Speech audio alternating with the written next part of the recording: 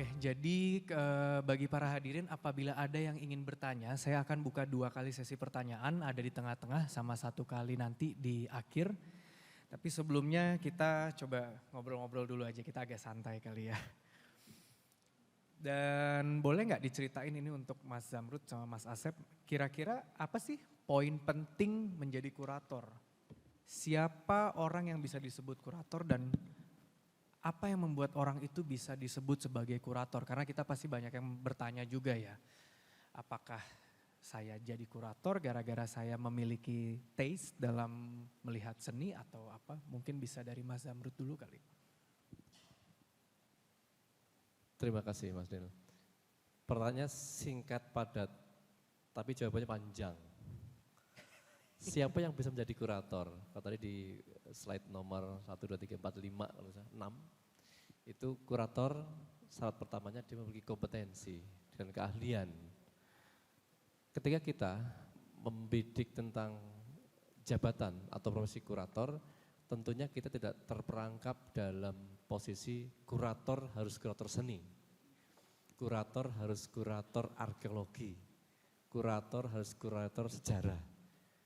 Semua disiplin ilmu ketika kompetensinya dikolaborasikan atau diaplikasikan ke dalam, saya menyebutnya boleh jadi museum, boleh jadi galeri, boleh jadi sebuah event pameran, maka itu sebenarnya kita sedang mengkonstruksi bahwa personal itu sudah memiliki satu kesempatan menjadi seorang kurator.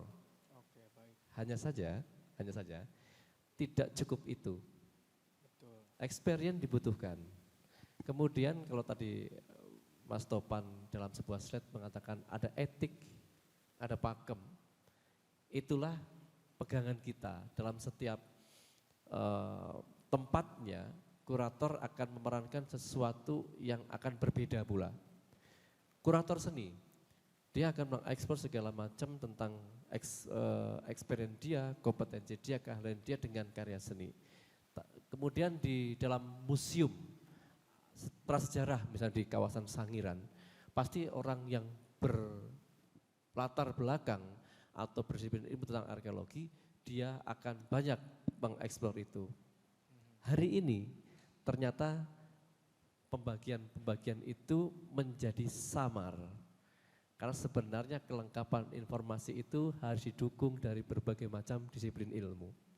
Saat membicarakan karya seni, Mas Asep pasti akan butuh partner, oh aku butuh orang sejarah. Karena akan membicarakan seni dari aspek sejarah atau arsitek dan yang lain-lain. Intinya ketika kita sudah ditobatkan ini jadi tobat namanya ya. Dinobatkan kan. Dia disebut sebagai kurator, maka kewajiban dan syarat-syarat itu harus dipegang kuat. Oke. Itulah seorang kurator. Terima kasih. Berarti memang kalau misalnya kita lihat seorang kurator itu tidak hanya memiliki taste atau kemampuan dalam melihat seni, tapi dia juga harus memiliki kemampuan kolaborasi ya. Dan manajemen juga. Jadi memang itu yang sangat penting ya. Saya tadi dengar bahwa kurator itu seperti seorang produser. Saya backgroundnya dari musik memang gitu. Dan kami banyak di entertainment, memang seorang produser itu tidak hanya memilah programnya, tapi juga kemampuan manajerialnya sangat-sangat dibutuhkan sekali. Mas Asep gimana Mas? Kalau seorang kurator ini harus apa sih yang membuat Mas Asep menjadi seorang kurator gitu loh? Kira-kira apa yang bisa di-share ke teman-teman semua? Sebetulnya singkatnya seorang kurator itu adalah orang yang melakukan kerja-kerja kuratorial. Sederhana ya, orang yang melakukan kerja-kerja kuratorial. Nah persoalannya adalah kerja kuratorial itu di setiap konteks beda-beda. Ya. Kerja kuratorial di museum beda, di museum seni beda, di museum arsip berbeda, kurator independen berbeda. Tapi itu yang dilakukan. Kerja-kerja kuratorial, ya misalkan dicontohkan dengan Mas Zamrud ada soal akuisisi karya, menulis label, menulis pengantar, pameran dan sebagainya. Itu bagian dari kerja kuratorial. Dan kerja kuratorial itu di setiap institusi, di setiap museum pasti berbeda-beda jenisnya. Di setiap jenis pameran juga beda-beda. Mungkin kerja kuratorial di pameran tunggal itu akan berbeda dengan kerja kuratorial di pameran arsip. Oke. Jadi kurator ini pekerjaan yang sangat luas sebetulnya. Sangat general ya. Sangat Berarti general. tergantung Karena ya, tergantung disiplin mana yang dia betul. akan ini. Karena kalau kita lebih spesifik lagi, ada kurator misalkan kalau kita lihat dalam babakan sejarah seni gitu, ada kurator periode abstrak, misalkan ada kurator lukisan aja gitu, ada kurator kertas, bisa sangat spesifik gitu. Baik, baik. Tapi baik. ketika kita bicara seni rupa atau seni rupa kontemporer, karena apapun bisa jadi karya seni, jadi ya harus punya pengetahuan sebanyak mungkin. Karena ketika kita bekerja sebagai kurator, bahkan sebagai seniman, kita membuat karya seni, membuat satu penampilan seni atau pameran, yang dibicarakan kan sebetulnya tidak hanya seni. Iya, betul. Seni bicara politik, seni bicara isu sosial, seni bicara nasionalisme, dan Ada banyak sebagainya. disiplin yang tercabang dalam Betul. sebuah karya itu sendiri ya. Makanya kolaborasi tadi bisa menjadi salah satu kata kunci yang juga perlu dilakukan oleh kurator gitu. Ya selain dia secara mendasar kalau menurut saya dia ya bisa menulis, bisa mengartikulasikan gagasan dengan baik gitu. Itu sebetulnya secara pribadi mungkin ya. Tapi kalau kita lihat secara formal gitu ya, karena memang itu sebagai satu pekerjaan bisa dikatakan, ya pasti ada sekolahnya gitu. Ya. Pasti ada sekolahnya, walaupun dengan sekolah kurator pun tanpa pengalaman mungkin belum tentu menjadikan seseorang menjadi kurator yang baik. Dan di Indonesia kan belum sebanyak itu gitu. Ada beberapa kampus yang menawarkan misalkan jurusan kuratorial tapi masih di tahap misalkan S2 atau mungkin baru beberapa aja. Ya. Oke, jadi kalau misalnya saya simpulkan sedikit mengenai apa yang bisa menjadi, mengapa seseorang bisa disebutkan sebagai seorang kurator, itu yang pertama adalah disiplin ilmu yang cukup tinggi ya, kemampuan untuk melihat sebuah objek atau sebuah kasus dari POV yang cukup banyak ya. Gitu. Jadi memang kalau tadi kita lihat kan dibutuhkan kolaborasi dari kurator di bidang sejarah, di bidang lain-lainnya, di bidang disiplin ilmu yang cukup banyak. Artinya seorang kurator museum itu harus mampu melihat dari sudut pandang kurator-kurator disiplin lainnya ini, walaupun tidak secara menyeluruh gitu loh. Jadi mungkin itu, dan kebetulan saya juga di entertainment, kami di program kreatif, terkadang kami dalam mengkurasi sebuah program kreatif gitu ya di acara-acara kami. Soal musik kami juga harus bekerja sama dengan sejarawan musikolog dan sejarawan musik gitu loh. Apakah program ini sudah sesuai dengan benang merah yang kita ingin tarik atau belum gitu. Artinya cukup kompleks ya untuk menjadi seorang kurator, makanya ada sekolahnya. Oke, terus kalau kita lihat di museum kita kan tadi kan kita ada warna baru, warisan budaya ya. Artinya kan kita melihat ke arah masa depan ya. Bagaimana museum itu menjadi image, menjadi brand dari sebuah negara itu sendiri kan, dari sebuah bangsa.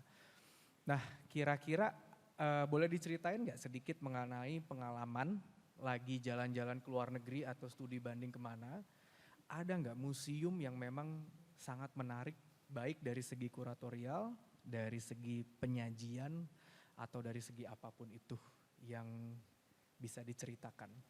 Dan kurang lebih apa yang bisa kita ambil dari museum tersebut untuk pengembangan di museum di Indonesia ini. Silakan dari Mas Asep dulu mungkin. Mas Amrut. Mas Amrut dulu, oke baik silakan Mas.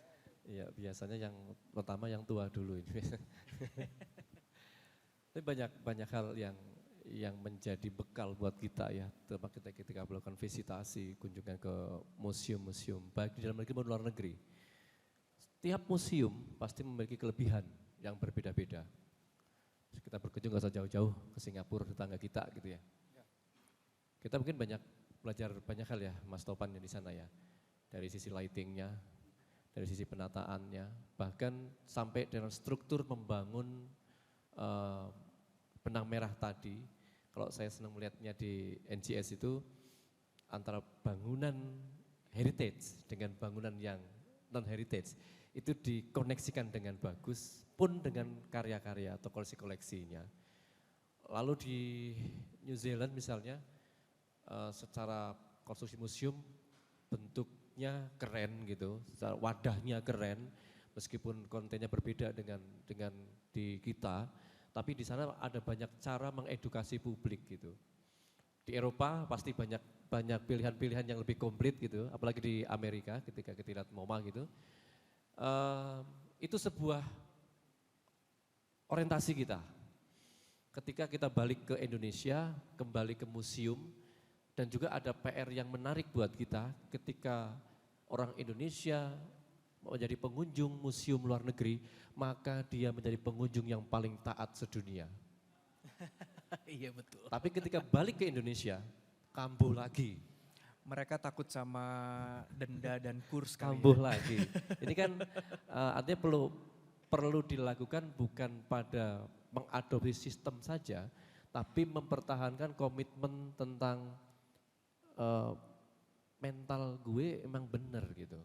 Mau di Indonesia, mau di luar negeri, mau di ujung mana, maka ketika melakukan kunjung museum, sebenarnya inilah yang harus aku lakukan di museum. Ini baru sistem. Kemudian edukasi pasti cukup banyak, dan hari ini kabar baiknya proses itu terus dilakukan. Oke, itu berita yang cukup baik ya. Maksudnya proses edukasi itu masih terus dilakukan. Apabila, maksud aku gini, ini pengalaman pribadi ya, pasti Bapak Ibu di sini juga pernah mengalami pada masa SD atau SMP, setiap kali kita datang ke museum, pasti kita nanya penjaranya di mana. Ini kok serem gitu loh. Aduh ada yang kesurupan, aduh ada yang apa. Aku di situ kami dari Senyum Museum, ini pengalaman pribadi sih, menanggapi Mas Zamrud tadi pengalamannya di luar negeri, saya juga bingung gitu loh. Sepertinya ada stigma yang mesti dirobah ya Mas Zamrud ya, mengenai museum di Indonesia gitu. Karena kalau kita ke Champs-Élysées di Paris, itu di toko Louis Vuitton gitu, saya jalan di Champs-Élysées, saya lihat di plakat bangunannya itu sudah ada 500-an tahun sudah ada gitu loh. Dan bangunan itu sudah melewati masa-masa yang cukup kelam. Ada berapa juta orang yang meninggal karena penyakit hitam. Habis itu ada berapa juta orang juga yang meninggal di situ karena World War I, World War II juga. Tapi kenapa kita kalau ke sana nggak ngerasa serem gitu. Giliran kita ke Museum Indonesia, contohnya Museum Bahari, yang dibangun tahun 1700-an, which is titik nol Jakarta, kita nanyain, ini di sini ada cerita serem apa ya, kok aku merinding ya, gitu, makanya lucu ya. Gimana Mas Asep tanggapannya mengenai itu, apakah emang betul ada stigma yang memang mesti kita robah sebagai proses dari pendidikan? Karena tadi Mas Asep ngomongin soal packaging, storytelling dan juga lain-lain, mungkin ada referensi dari luar negeri yang Mas Asep pernah jalan, kira-kira gimana Mas? Ya saya cukup sering sebetulnya mendengarkan cerita itu, jadi jangan-jangan saya pikir itu kearifan lokal, jangan-jangan ya. Karena saya ada pernah di satu sesi juga yang diselenggarakan salah satu museum MCB juga. Ada yang bertanya gitu, bukan bertanya sih, sebenarnya mengeluhkan karena ada salah satu, saya lupa nama museumnya di Sulawesi, dia dijadikan tempat uka-uka gitu. Aduh. Tempat uji nyali gitu. Seperti salah satu gedung. Seperti itu gitu, di media mainstream sampai Wow. dijadikan tempat uji nyali. Jadi ya mungkin itu kita harus kerja bersama lah untuk mengubah sebetulnya. Walaupun memang ya saya nggak tahu, saya belum pernah mengalami, mungkin Mas Zamrud yang lebih sering ngalamin, bisa jadi memang benar juga gitu. Dan menurut saya sih nggak apa-apa juga. Kalau ke pertanyaan pertama, i- karena saya di seni rupa mungkin ada dua sebetulnya. Yang pertama itu saya cukup terkesan melihat desain museum di Helsinki. Ya karena karyanya mungkin atau koleksinya yang jarang saya lihat itu, bukan lagi lukisan, patung, tapi juga sejarah furnitur gitu. Ya. Itu jarang kan sebetulnya di sini juga jarang gitu, atau meja gitu, atau satu desainer tertentu. Terus yang kedua mungkin ini yang baru-baru ini mungkin ya, itu Museum Reina Sofia di Madrid. Jadi saya datang ke Madrid benar-benar untuk ke museum itu dan ingin melihat 3 lukisan Guernica-nya Picasso, eksekusi tentara ketika perang sipil oleh lukisannya Goya, dan ketiga Las Meninas-nya Velázquez gitu. Saya benar-benar mungkin hampir 2 jam buat ngelihat 3 lukisan itu aja.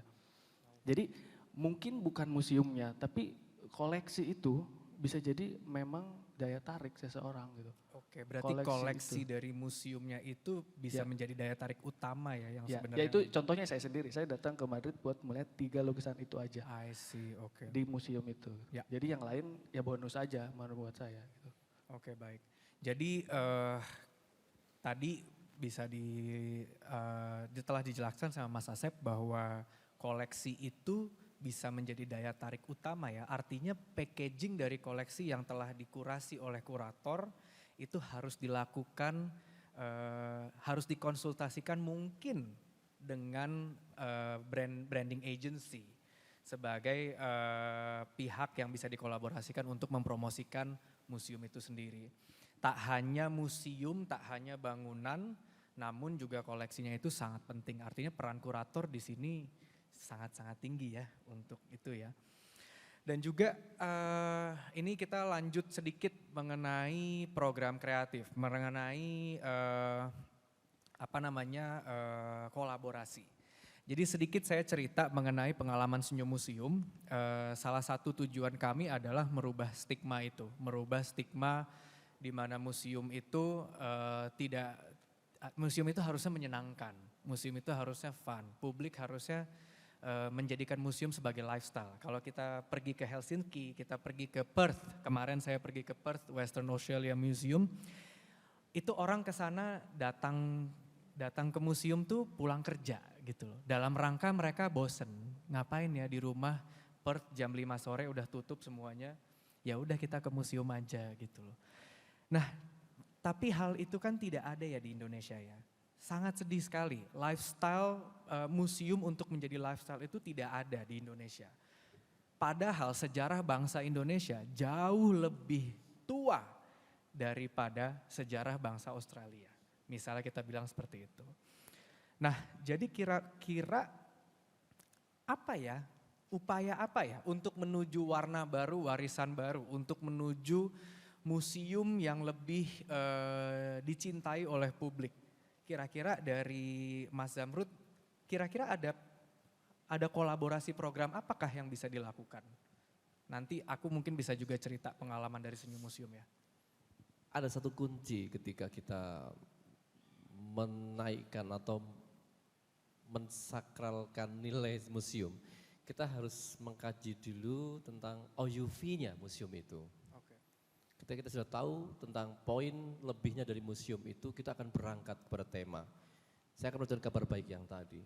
Hari ini di 18 museum di bawah MCP, semua ditegakkan konsep permuseumnya. Galeri Nasional menjadi tempat tentang modernitas dan kontemporer. Maka ketika akan menyajikan tentang modernitas dan kontemporer, tempatnya di Galeri Nasional.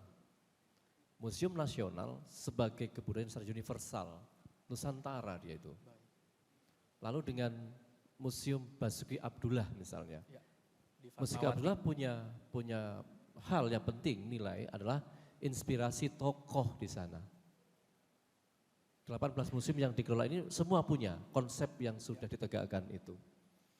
Artinya memulai dari kekuatan masing-masing museum baru kita akan bicara mengenai kita mau ngapain, mau dengan siapa, kapan, bagaimana caranya. Artinya itu mesti dimulai dari museum itu sendiri ya. Yes. Identitas museum itu sendiri harus kuat ya. Ya, Ya.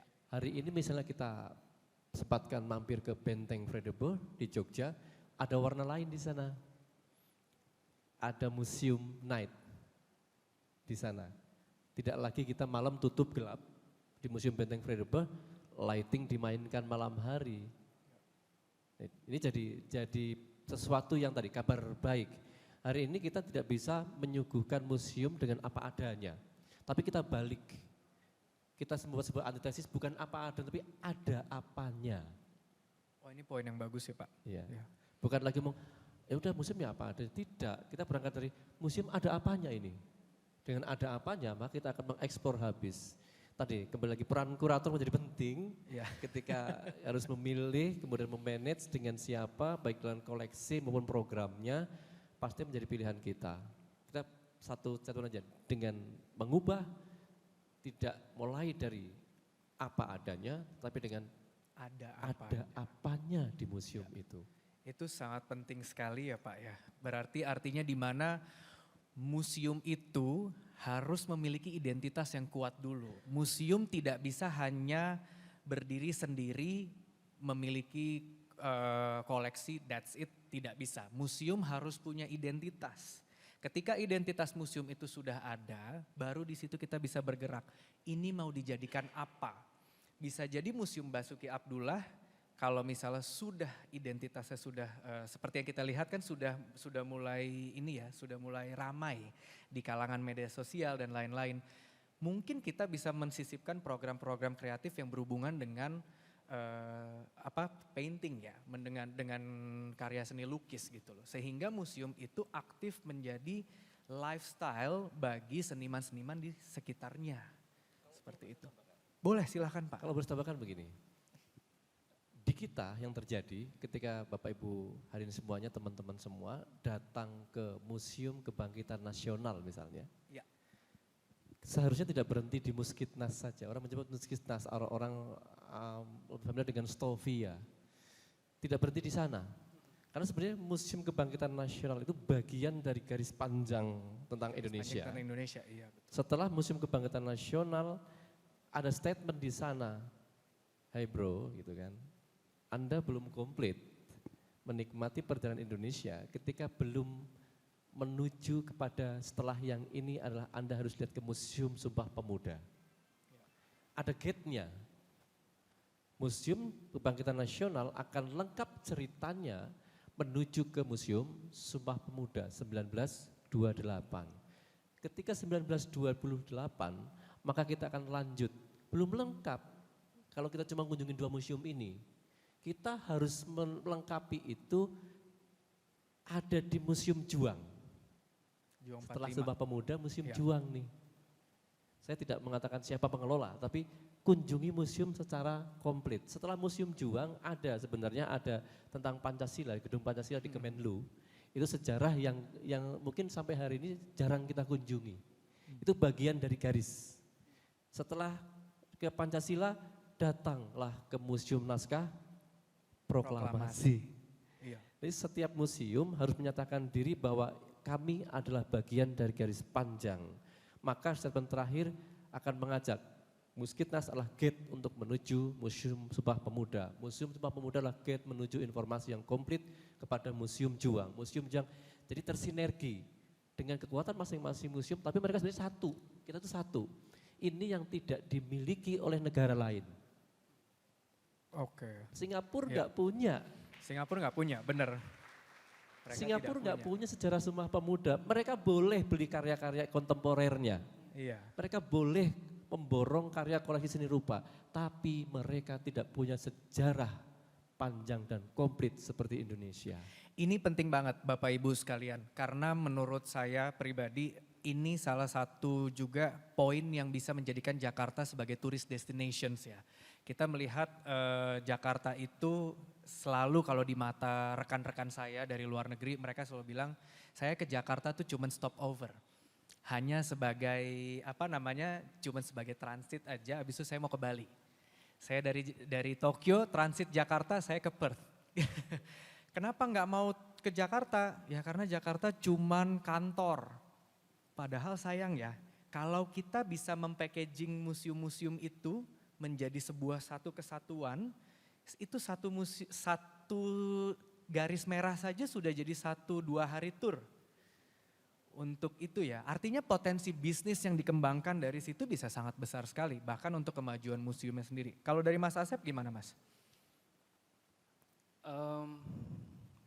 Jadi mengenai pengembangan program. Iya, tadi bicara soal lifestyle ya Mas ya. Sebetulnya lifestyle itu kalau menurut saya satu hal ya, tapi yang paling mendasar gitu ya untuk pemajuan itu adalah bagaimana museum itu harus menjadi elemen yang juga integral dalam bagaimana negara menyelenggarakan pendidikan kalau menurut saya. Karena fitrahnya memang yang ada di museum itu adalah pengetahuan gitu. Dan dengan objek aslinya, tidak hanya buku. Ya. Jadi saya mau cerita sedikit, saya pernah saya sekolah di Belanda sebagai kurator kontemporer, seni kontemporer. Ya. Karena saya belum pernah tinggal di Belanda sebelumnya, saya melihat karya-karya Rembrandt, Vermeer, terus saya jauh-jauh ke Vienna mau lihat Gustav Klimt. Sama teman-teman saya diketawain. Itu karya-karya yang dilihat sama anak TK. Padahal saya mau belajar dan pengen lihat langsung. Jadi saya berpikir bahwa memang sejak dini mereka sudah bukan hanya ke warisan budaya tapi mungkin ke museum-museum yang punya nilai sejarah yang berkaitan dengan mereka gitu. Ya, saya kan orang asing di sana ya, saya bodo amat gitu daripada saya melihat buku terus gitu kan. Di sini saya kira kalau bicara soal lifestyle, justru saya melihatnya justru kita tuh lebih unggul dibandingkan, nggak tahu mungkin perbandingannya negara mana. Karena yang saya tahu di Eropa itu 60-70% pengunjung museum itu lansia, pensiunan. Oh ini menarik. Orang kulit putih. Iya, Gitu. iya, iya, Mereka tuh cukup struggle menggait audiens justru. Ketika saya balik lagi ke sini, anak muda semua. Justru Pembukaan di ada- Galnas pameran Raden Saleh gitu, bukan seniman kontemporer. Kalau nggak salah 2.000 per hari ya Mas ya. Saya nggak pernah dengar itu ada di Indonesia atau mungkin di nggak tahu mungkin Louvre mungkin ada. Tapi untuk satu seniman gitu Raden Saleh itu bisa seperti itu. Dan itu ya mungkin ada rombongan apa segala macam. Tapi saya kira yang perlu didorong lagi ya bagaimana kemudian kalau emang ini jadi lifestyle ya mungkin jangka waktunya ya panjang gitu. Makanya lifestyle itu kan kadang-kadang berganti gitu ya. Terus musimnya ini terus ganti lagi gitu. Kan nggak harus misalkan satu museum karena trennya lagi budaya Korea jadi seniman-senimannya Korea semua kan enggak juga. Iya, kan? benar. Nah jadi yang paling penting justru sebelum ke lifestyle menurut saya bagaimana museum ini bisa jadi bagian yang sangat penting dalam proses negara menyelenggarakan pendidikan. Oke, ini menarik sekali. Thank you banget Mas buat paparannya. Tadi kita bisa melihat ya mengenai museum sebagai pengembangan ke depannya untuk lifestyle masyarakat. Tadi kalau dari Mas Zamrud, yang pertama poin pentingnya itu adalah museum harus saling interkoneksi dan identitasnya harus kuat. Itu dulu yang pertama. Terus yang kedua dari Mas Asep, bahwa museum itu harus terintegrasi dengan sangat menyeluruh ke sistem pendidikan di Indonesia. Kenapa? Karena kalau saya sih melihatnya juga museum itu sebagai identitas negara juga ya Mas ya. Gimana kita mau merepresentasi negara kita kalau kita tidak membuat museum kita itu sangat baik. Kalau dari Senyum Museum kami tambahkan sedikit, kami pernah ada event di Museum Bahari tahun 2023 ini bulan Juni lalu. Kami mengundang mengundang artis banyak gitu loh. Jadi ada sekitar 5-6 artis untuk music festival dan kami mentransformasi sebuah gudang tua yang benar-benar tidak dipakai apa-apa menjadi arena konser musik klasik. Seperti itu.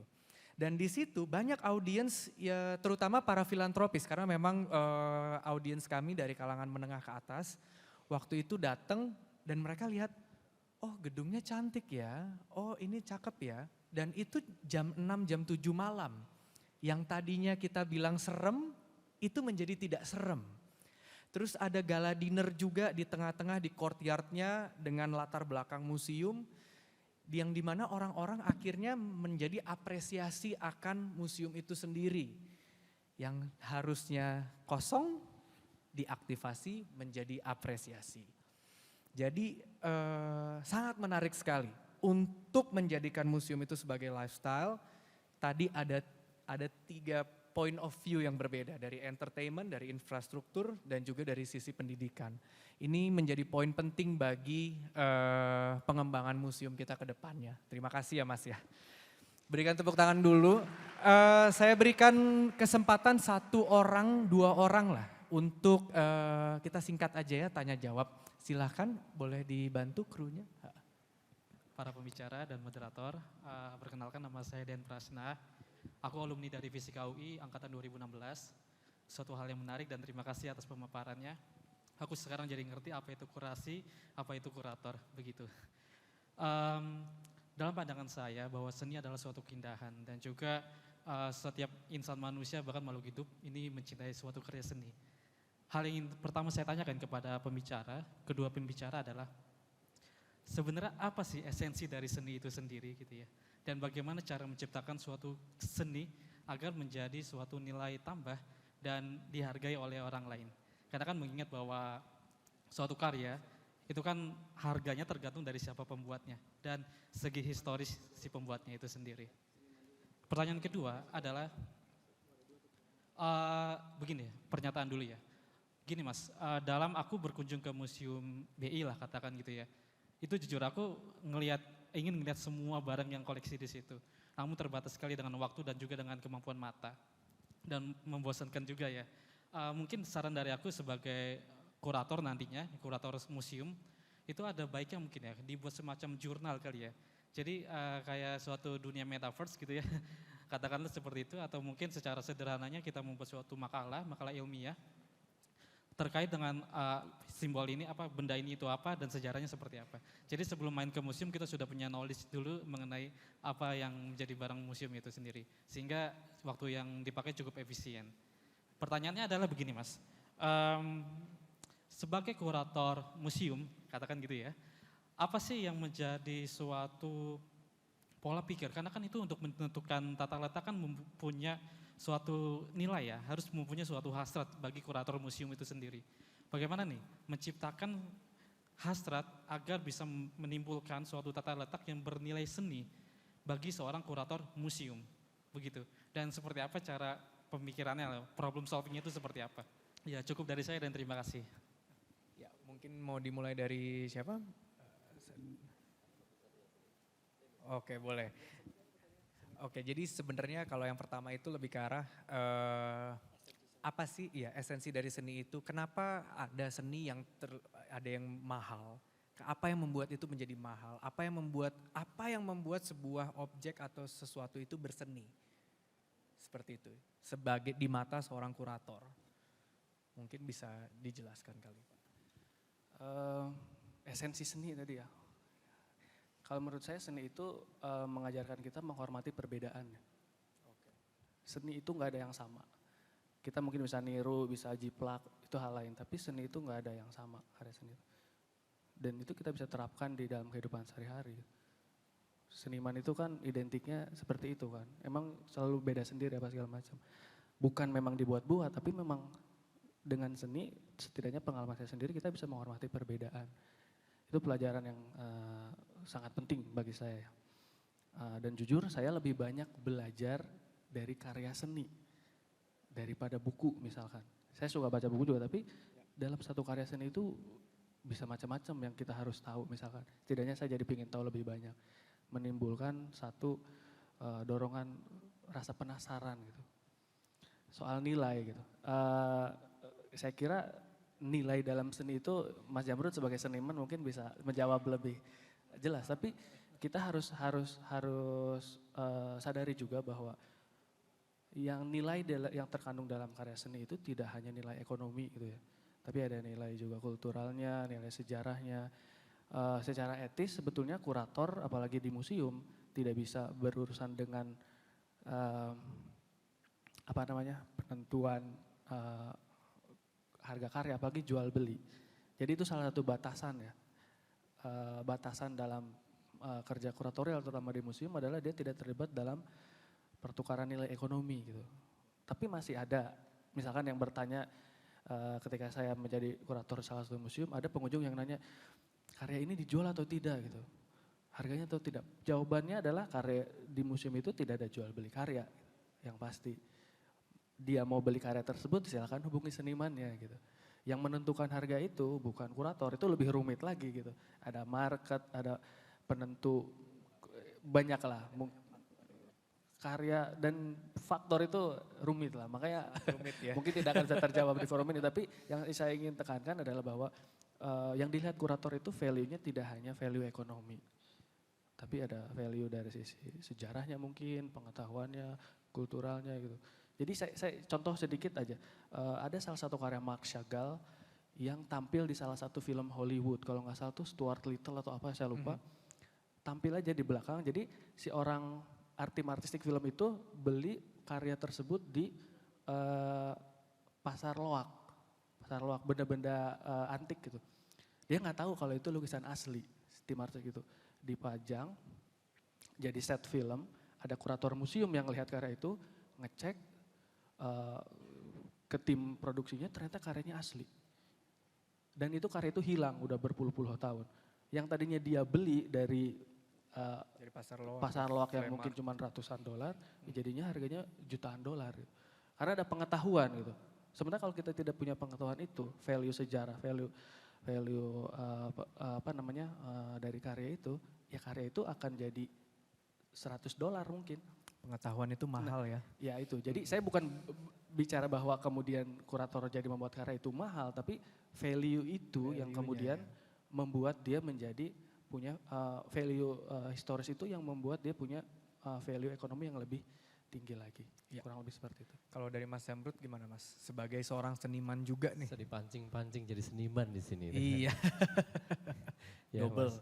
Oke, saya melengkapi dari Mas Asep Topan. Kalau bicara dari sisi esensi seni, maka saya lebih senang menyatakan sesuatu yang ketika kita lihat, kita temui, kita rasakan, itu menjadi motivasi kita. Kalau bahasa Jawanya greget, saya itu belum ketemu greget di bahasa Indonesia. Kalau teman-teman ada yang bisa mentranslate dalam bahasa greget, saya berterima kasih. Greget, apa saya itu nggak tahu pokoknya. Greget itu bukan hanya cocok, tapi rasanya dapat. Kemudian bikin gemes, bikin seneng, bikin gregetan gitu loh. Maka itulah seni, memotivasi kita menjadi lebih bagus, lebih baik. Itu esensi seni menurut saya, kalau dipancing sebagai seniman. Ketika membuat karya seni atau mereka seni, maka kita membuat sesuatu yang lebih bagus kepada orang lain. Itu satu. Yang kedua, ngomongin nilai nih, value. Saya setuju dengan Mas Asep Topan tadi, value itu enggak melulu soal nilai ekonomis. Saya kabar baik lagi nih, kabar baik lagi. Baru 1 pekan yang lalu, kami sudah selesai melakukan atau menyusun indikator dan cara menilai value koleksi museum. Dan kami berkumpul dengan banyak sekali tenaga ahli yang sangat luar biasa itu. Ada dari aspek tadi ya, karena ada koleksi yang Hindu-Buddha, maka kita akan mengumpulkan ahli Hindu-Buddha. Kalau dari seni rupa kita kumpulkan ahli seni rupa, prasejarah kita kumpulkan. Beberapa diskusi kami sampai sepekan yang lalu, tepatnya selesai di tanggal 2 Desember, kami sudah selesai menyusun indikator cara menilai koleksi museum. Indikatornya kurang lebih dari 18 sampai 20. Karena kegemesan kami, gemes gitu loh. Gemes. Setiap museum memiliki cara yang berbeda-beda untuk menentukan value koleksinya. Maka kami berupaya untuk membuat standar yang paling cocok, yang paling klop, yang mengakomodir semua museum. Kalau museum bersejarah tidak mungkin mengadopsi museum kontemporer cara menilainya. Museum Hindu-Buddha, museum sejarah, mesti mereka akan memiliki cara yang berbeda-beda atas dasar itu. Dan memang berkaitan tadi Mas, kalau kita sudah tahu value-nya, maka mau tidak mau konsekuensi kita ketika akan menggunakan koleksi itu harus konsekuen, harus berkomitmen ketika secara nilai ekonomis tinggi, nilai sejarah bagus. Tidak mungkin koleksi itu ditempatkan biasa-biasa saja. Ada koleksi emas, taruh, tek. Yang ini the best-nya Indonesia misalnya. Kalau kita nggak tahu value-nya, hanya lihat hari emasnya saja, tidak tahu sejarahnya, nggak komplit, maka akan ditempatkan biasa-biasa saja. Artinya tidak maksimal. Tapi kalau kita lihat dari semua aspeknya, sejarahnya dapat, kelangkaannya ini ternyata masterpiece gitu. Sampai dengan nilai ekonomis yang sekian miliar rupiah itu gitu ya. Maka kita minimal akan menggunakan kemasannya ini pasti sisi keamanan dan kenyamanannya dilindungi. Selain sisi artistiknya. Ini salah satu elemen tadi, kalau ngomongin value tadi seni, esensi seni, kita memutus mata rantai permasalahan itu memulai dari value-nya. Value itu bisa diciptakan, dibuat, dibentuk. Benda ini nggak ada value-nya kalau nggak kita garap, ya Mas ya. Nggak ada value-nya.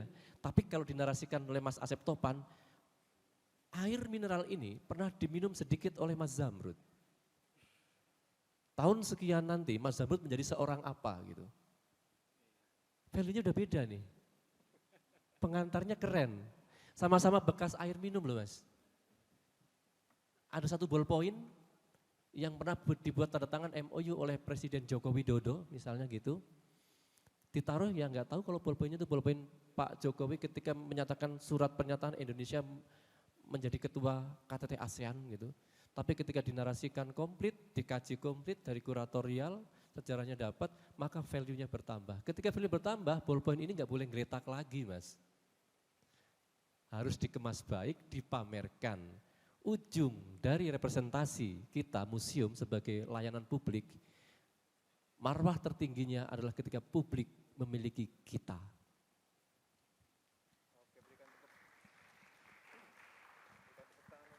Buat Mas Zamrud dan Mas Asep, sepertinya waktu sudah habis, jadi kalau ada pertanyaan nanti kita bisa diskusi langsung di bawah saja. Tapi ini sangat menarik sekali bahwa berbagi museum, berbagi kemanusiaan. Museum itu adalah display, museum itu adalah pendidikan, bagian dari budaya yang dimana merepresentasikan bangsa Indonesia itu sendiri. Artinya museum harus dipresentasikan ke publik dengan kualitas yang sangat-sangat baik sekali, dengan kualitas yang sangat-sangat diperhitungkan, dan itulah makanya dibutuhkan seorang kurator. Yang dimana kurator ini akan menjadi produser dalam merepresentasikan budaya dari bangsa itu sendiri. Untuk menghadirkan museum sajian yang sangat baik, artinya dibutuhkan kolaborasi bersama berbagai macam pihak, mulai dari pihak kreatif, pihak pendidikan, dan lain sebagainya macamnya. Semoga dengan talk show ini, dengan pembicaraan ini, kita bisa melangkah ya, kita bisa berkolaborasi. Sepertinya kita semua harus bergandengan tangan sih di sini untuk memajukan museum, menjadikan warna baru dan warna budaya yang baru. Oke, itu saja untuk hari ini. Terima kasih atas para narasumber, atas pembelajaran yang dapat dipetik. Semoga bermanfaat untuk museum dan cagar budaya Indonesia ke depan. Dan mari secara bersama-sama kita bergandengan tangan, kita berpikir bersama, kita berdiskusi bersama, kita pikirin baik-baik untuk bagaimana kita jaga dan merawat budaya bangsa kita ke depannya. Terima kasih.